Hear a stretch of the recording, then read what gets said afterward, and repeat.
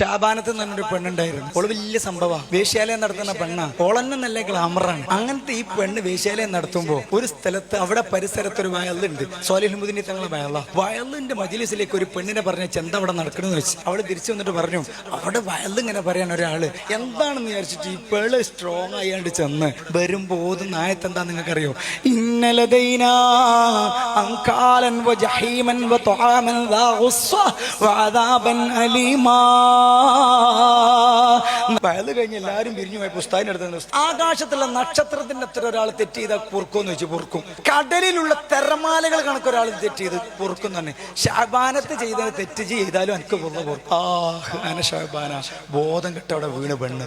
പിന്നെ ബോധം തെളിഞ്ഞ പുസ്തകമൊന്നുമില്ല. കൊല്ലങ്ങൾ കഴിഞ്ഞിട്ട് മക്കയിലെ മത്താഫിലെ തവാഫ് ചെയ്യുന്ന ഈ പെണ്ണ് ഉസ്താദ് ഒരു വിളിയാ. അന്നത്തെ ഗ്ലാമറുള്ള സുന്ദരിയായ വേശ്യാലയം നടത്തുന്ന പെണ്ണ് എന്നൊരു മെലിഞ്ഞൊട്ടിയ ഒരു സ്ത്രീ. അതെ, എന്നെ പരിചയമുണ്ടോ? അന്ന് ഉസ്താദ് വഹല് പറഞ്ഞ ഓർമ്മയുണ്ടോ? ഞാനാണ് ഷാബാൻ.